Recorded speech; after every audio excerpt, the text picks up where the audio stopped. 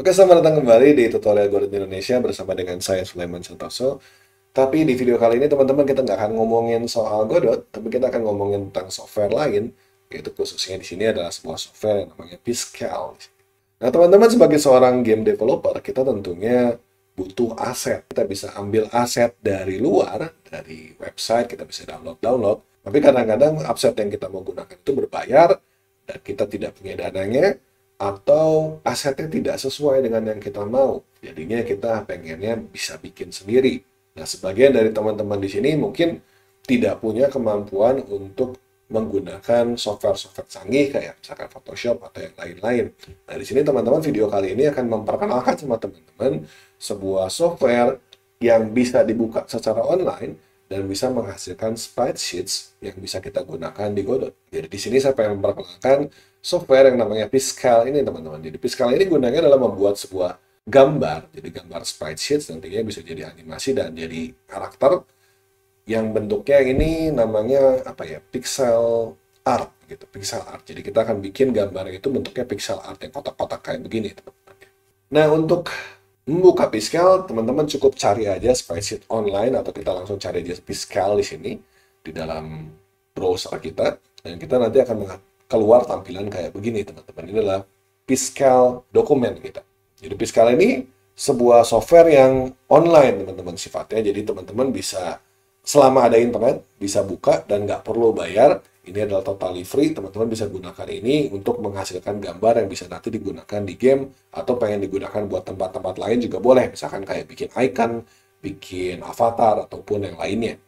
Nah, untuk Piscal ini teman-teman saya nggak akan menjelaskan seluruhnya karena tujuan dari video kali ini bukan untuk menjelaskan atau tutorial Piscal secara mendalam, tapi adalah untuk memperkenalkan teman-teman sama software yang gratisan ini dan sedikit aja bagaimana cara kita menggunakannya untuk membuat sebuah animasi sprite dan nanti gimana caranya kita bisa mengekspor itu di dalam Godot kita. Oke, saya akan jelaskan dulu layoutnya, teman-teman. Kita akan menggambar nanti di tengah-tengah seperti ini.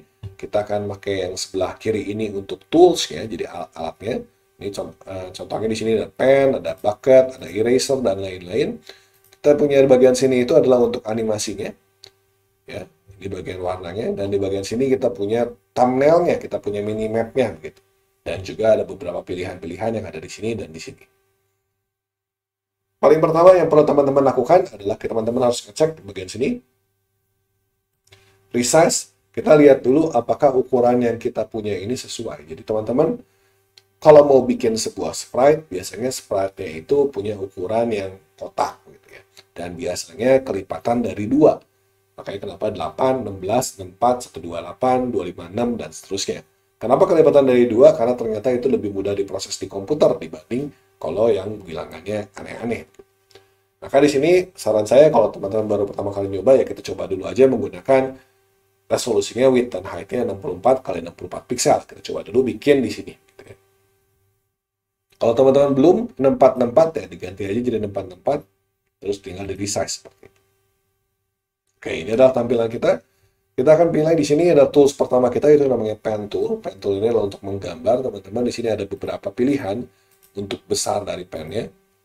Yang seperti ini, yang seperti ini, yang seperti ini, atau yang seperti ini. Jadi ukurannya, ketebalannya beda-beda. Gitu. Kita bisa menggambar dengan klik kiri, kita bisa menghapus dengan klik kanan.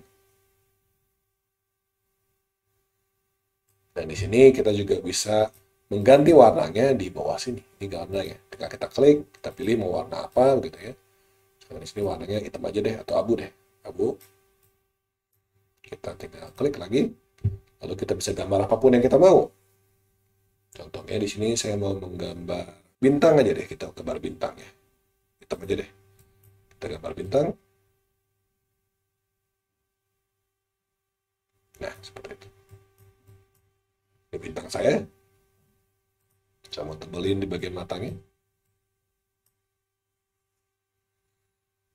Oke. Nah, di sini kita bisa mewarnai menggunakan yang namanya pen bucket. Jadi pen bucket ini bisa kita klik dan kita bisa pilih warna, lalu kita bisa kasih dia warna kayak begini. Itu cara paling gampangnya kita bikin gambar ya. Nah, ini harus saya disclaimer dulu bahwa saya bukan seorang artis profesional, jadi kalau gambarnya kurang bagus, maafkan saya gitu ya. Kita bisa bikin garis kalau kita mau teman-teman, garis menggunakan stroke tool, ya. Pakai shift kalau pengen garisnya lurus. Jadi, kalau kita pengen bikin garis yang lurus, kita bisa menggunakan si tools yang stroke tool ini. Teman-teman juga bisa menggunakan move tool di sini buat menggerakkan si gambar. Oke. Nah, kalau sudah sesuai, mari kita coba untuk animasiin, teman-teman. Untuk animasi ini kita bisa tambahin add frame baru.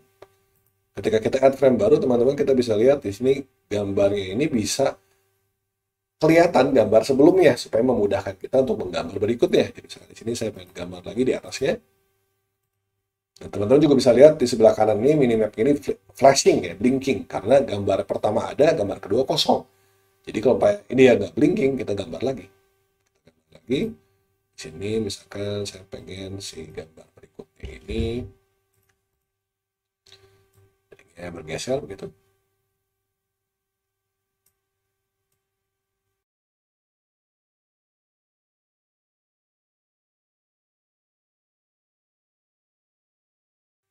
Sama seperti ini. Nah, untuk yang ini teman-teman perlu bisa mempelajari animasi yang seperti ini pakai trial and error gitu ya teman-teman. Jadi cobain aja sampai kira-kira animasinya oke begitu ya. Karena untuk yang ini sih lebih ke arah seni sih sebenarnya.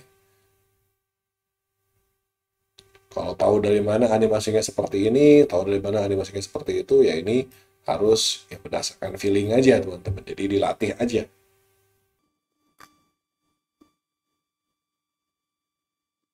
Dengan gambar terus saja teman-teman, kita gambar terus dan teman-teman bisa lihat di sebelah kanan atas ini adalah hasil gambar kita.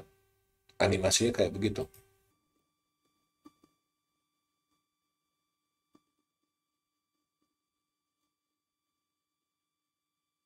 Balikin ke animasi awal.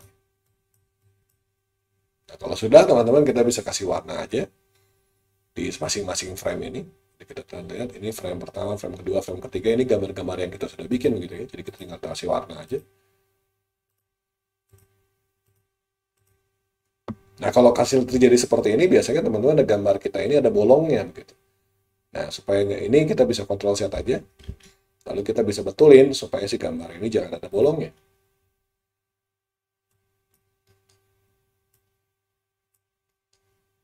Baru kita kasih warna kembali.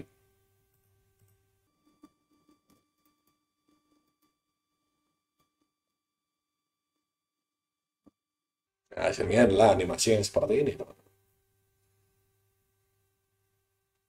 Nah, kalau ini jadi animasi seperti ini, kita bisa mengekspor animasi ini supaya menjadi sebuah sprite sheets. Caranya itu adalah kita bisa klik di bagian export di sini. Dan kita bisa bilang saya pengen ekspor ini jadi GIF atau PNG, kita pilih PNG. Kita bisa bilang saya pengen sprite sheet saya ini kolomnya berapa, row-nya berapa.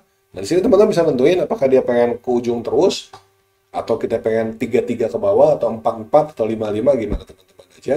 Di sini saya akan pilih, di sini karena ada gambarnya ada 6, oh di kita ada 8 frame, berarti kita bikin 8 kolom.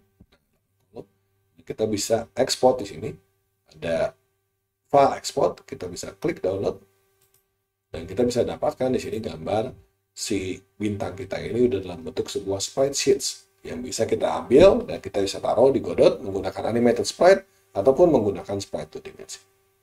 Contohnya tadi adalah saya bikin animasi seperti ini yang saya pasang di Godot. Sudah ada animasi heart saya ini yang bisa saya pasang. Di sini saya pengen tambahin animation baru ini. Saya bikin add dari hearts saya ini kayak begini bentuknya, hasil ekspor dari Piscal. Kita bisa bilang ini ada 1, 2, 3, 4, 5, 6, 7 gambar. Kita bisa bilang horizontalnya 7, vertikalnya 1. Gambar, kita pilih semua, kita add 7 frame, dan sekarang jadinya animasi yang seperti ini.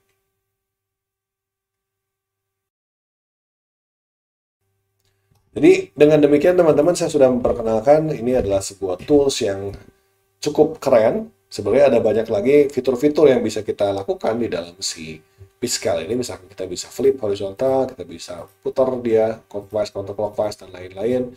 Ini bisa kita ubah-ubah teman-teman. Kita juga punya layer, kayak layer di Photoshop gitu, itu juga bisa kita lakukan. Kalau teman-teman sudah biasa menggunakan Photoshop atau yang lain, kita di sini juga ada layernya. Jadi kita tambahin layer-layer baru juga bisa.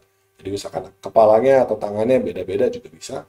Jadi Piscal ini alat yang sederhana, tapi powerful, teman-teman.